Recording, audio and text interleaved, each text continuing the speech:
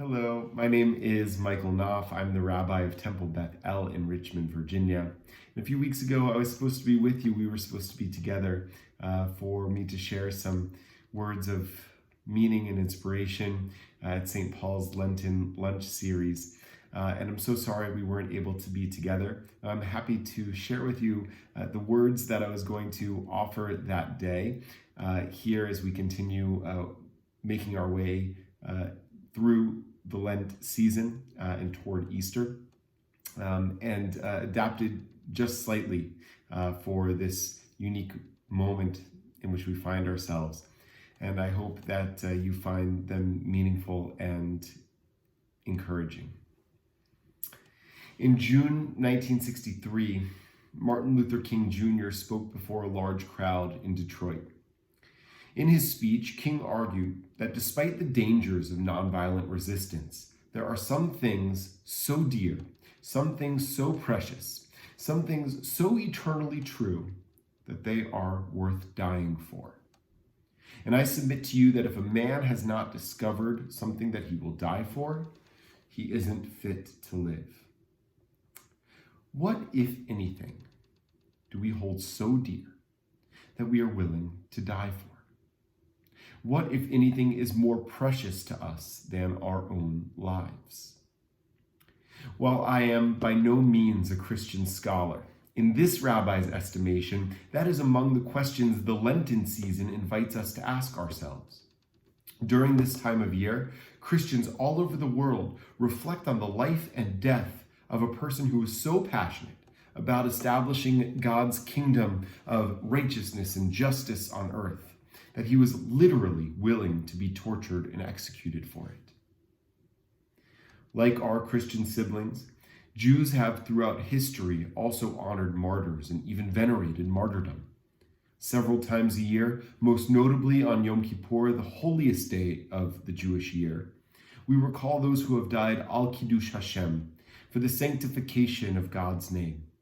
We tell the stories of sages like Rabbi Akiva, holy men who were executed for the crime of teaching Torah. We remember the men, women, and children who have been murdered throughout the centuries, solely because they were Jewish and refused to abandon their faith. We venerate those Jews who refused to succumb to crusades and pogroms, suicide bombers and genocide, violence, torture, and death, who held fast to God, Torah, and the people Israel in the face of unspeakable dangers. Jews and Christians, indeed people of all faiths, tend to venerate martyrs in order to teach the faithful that truly affirming their tradition's values means being willing to give of ourselves, even to risk suffering or dying for those values. How much we care about something is evidenced by how much we are willing to sacrifice for it. And yet, many of us moderns struggle with the very concept of martyrdom. Martyrdom, after all, requires believing in something so strongly that we would be willing to give our lives for it. It is, in this sense, an inherently radical position to take, which no doubt makes many of us, maybe most of us, uneasy. The discomfort comes from an honest place. Modern history has done little to commend the virtues of martyrdom. Usually those who espouse these values are not the good guys. The 9/11 hijackers and Dylan Roof, the young man who murdered 9 African-American members of Mother Emanuel Church in Charleston, South Carolina a few years back, don't have much in common, except for the fact that they all considered themselves martyrs. And today, in the midst of this coronavirus pandemic, we are increasingly hearing calls from some leaders to prioritize the American economy over American lives, as if the preventable deaths of millions would not itself devastate the economy. This too is a form of martyrdom, sacrificing life for financial gain, as is our country's investment in bonds, guns, tanks, and airplanes at the expense of sufficient ventilators, masks, and welfare programs. We've routinely prioritized making war and making money over saving lives. In our age of violent extremism, And in the midst of this current crisis, we know full well the dangers inherent in being too convinced of our own rightness, in believing in things so strongly that we would be willing to die or kill for them. We also recognize what we gain as individuals and as a society when we reject extremism and respect cultures and perspectives that are different from our own. Diversity makes us stronger. Encountering other points of view, appreciating and learning from the beauty and wisdom of other cultures provides us with perspectives we may have never before considered, pushes us to examine the foundations of our own beliefs, and helps us refine our own understandings. In fact, I would argue that our country's tradition of pluralism is one of the factors that has contributed to America's historically unique ingenuity and progress. Moreover, a society that honors diversity is best positioned to enable all of its citizens to flourish. Nowhere have the Jewish people and other minority groups thrived more than in this open, diverse, tolerant, and free country. At the same time, in our current post-truth era, our new normal of social media echo chambers, fake news, and alternative facts, we are right at this very moment reckoning with the opposite challenge. If we are too open-minded, too tolerant of a multiplicity of perspectives and ways of being, we can ultimately lose our ability to distinguish between fact and fiction, truth and falsehood, right and wrong, good and evil. It increasingly feels as though we're all driving together on the same highway, but no one agrees on the rules of the road. Somebody is bound to get hurt. Indeed, we have seen this unfold before our very eyes, as truth and disinformation compete for airtime during the coronavirus pandemic.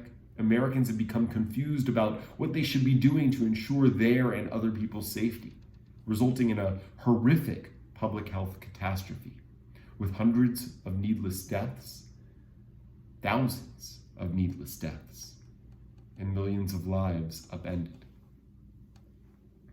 Where then does that leave us? How do we embrace pluralism while simultaneously remaining firm in our convictions, knowing and doing what we believe to be right? So today I want to share a story from the Babylonian Talmud that offers one meaningful answer.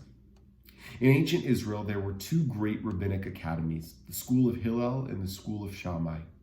According to the Talmud, these two schools used to engage each other in passionate and heated debates about Jewish law. Hillel's school would say, "Our views are right," and Shammai's school would reply, "No, our views are right." Once, when the two schools were debating a point of law for 3 long years, a voice boomed forth from the heavens. "These and these are the words of the living God," though the law is in agreement with Hillel's school. As Hillel's school celebrated victory, Shammai's school was incredulous. "Wait a minute," one outspoken student exclaimed. "If both our views are God's words, then why does the law follow Hillel's school?" A reply came back from the heavens. "Because they are kindly and modest. They study both their own rulings and yours, and even mention your opinions before theirs."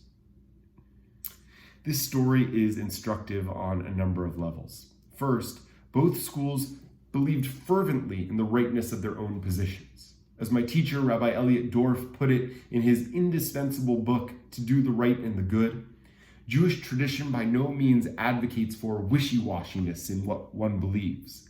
Rather, Judaism affirms that each of us is entitled to, indeed required to, take firm stands on issues that matter, even to fight and die for our values if necessary. However, it's important to note that the two schools engaged in conversation and debate about their positions. Debate requires 2 or more parties committed to engaging with one another. We can hold strong positions, but we must also respect others enough to entertain and discuss their beliefs. The validity of our views is diminished, indeed irrelevant, if they force us to deny another person his or her dignity. Debate also requires the common language of logic and reason. One cannot debate, at least not very well, if one cannot devise a rational argument in defense of his or her position and in opposition to the views of his or her fellow. That means, insofar as we have fervently held beliefs, we must be expected, and we must expect each other, to support them with facts, ground them in reason, and root them in shared understandings of reality. Our beliefs must be able to withstand challenge and counter-argument. If your beliefs collapse under the weight of rational argument, then they cannot be held as valid. Our views are credible only if they can stand up to the light of reason. The requirement of debate is also a mandate for intellectual humility and ideological pluralism. We must be able to believe passionately in our own views while recognizing that we might be wrong. All human beings are imperfect. Only God is perfect. God alone knows ultimate truth, absolute right and wrong. When the divine voice says, "These and these are the words of the living God," it is underscoring the reality that neither school has a greater claim on God's truth than the other. Similarly, none of us has a greater claim on knowing the universal, indisputable truth than our fellow. Since none of us is God, we must always bear in mind our own intellectual fallibility, the possibility that our understanding is wrong and that others also may be right. The school of Hillel understood this imperative better than the school of Shammai, which is why they studied the teachings of Shammai's school alongside their own, and prioritized teaching the opinions of Shammai's school. And yet, the text does not teach that anything goes. In the dispute between the schools of Hillel and Shammai, there is ultimately a decision. The voice from heaven calls out that we are to follow the opinion of Hillel's school. In the Jewish hierarchy of values, normativity, having an established and agreed upon standard of behavior, is more important than ideological pluralism. If a community is unable to determine how its members should behave, what people can expect of each other, and how people can anticipate each other's actions, then it risks chaos, conflict, even violence. The biblical book of Judges paints a gruesome picture of what a society looks like when there is no social order, when every person does what is right in his or her own eyes. The rabbis of the Talmud echo this wisdom, urging, for example, that we pray for the welfare of the government, for if people did not fear it, they would swallow each other alive. Pluralism at its core is the affirmation that each individual has the right to live in whatever they feel will maximize their ability to flourish. But such flourishing is only possible if there is social order. Each of us as individuals requires a cooperative community in order to thrive.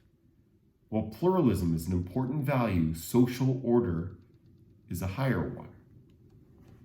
However, while maintaining social order may hold a higher place in our hierarchy of values than pluralism, there is a higher value still.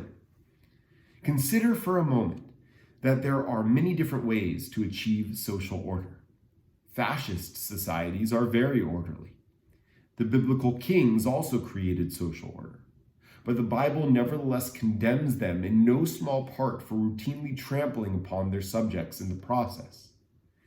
Herein lies the deep wisdom of this Talmudic passage. The debate between the schools of Hillel and Shammai is settled because, at the end of the day, people need the rules to be clear and binding upon everyone equally. But the law follows Hillel's school, not because they were more right, but because they were more kind. Since Jewish tradition values both pluralism and social harmony, it strives to ensure that the laws which create harmony are those promulgated by individuals who best embody the values that make pluralistic societies possible, namely kindness and modesty. In other words, Jewish tradition affirms that social order, crucial though it is for a functional society, is ultimately a means to an end. The ultimate goal is not harmony for its own sake, but rather for the sake of securing each individual's ability to flourish. The infinite worth of each individual, then, is the highest ideal. The law is decided by those voices who affirm and embody that ideal. We recognize those voices by their intellectual humility. They honor the views of others, and by their interpersonal kindness. They act in such a way that shows they believe every person is worthy of love, respect, and concern. True, a divine voice settles the debate between Hillel and Shammai's schools. But in so doing, the text bequeaths to us God's methodology. How God decides which opinion gets enshrined as law. Of primary concern to God is human dignity. Thus, the text implies that the equal and infinite value of each and every human being ought to be our primary concern too. It ought to be the thing that guides our interactions with each other.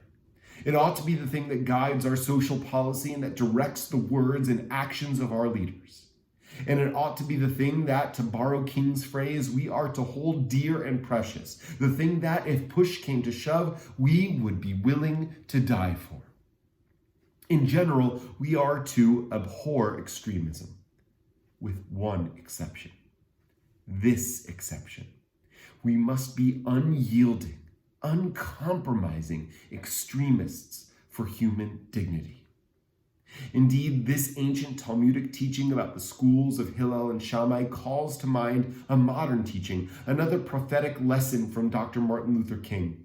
From a jail cell in Birmingham, just 2 months before he gave the speech in Detroit with which I opened this sermon, King took the opportunity to respond to colleagues who had criticized his civil rights activism as extreme.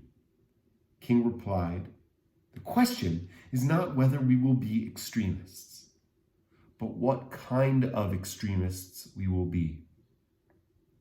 Will we be extremists for hate or for love? Will we be extremists for the preservation of injustice or for the extension of justice?" Similarly, the Jewish tradition calls upon its adherents, in effect, to be extremists. Extremists for justice, extremists for love, extremists for pluralism, extremists for human dignity. In pursuing and upholding these core sacred values, we are called today and every day to pledge our lives, our fortunes, our sacred honor. They are ideals we are reminded throughout the year that many of our ancestors have died for. They are ideals we are reminded throughout the year that many of our ancestors have died for. They are ideals, our tradition affirms, that are worth dying for. Easter is ultimately a holiday about life and death, a sacred observance which calls us to attention regarding how we live, what we live for, and what we may be prepared, as Jesus was, to die for. This year, we approach Easter during a season of great uncertainty, when lives literally hang in the balance. If we are to be among the living, then let us remember that truly living means knowing what we are living for. Let us therefore commit this day, as best and as fully as we can, to live for love. I wish you and your family a meaningful rest of the Lenten season and a happy Easter. Shalom.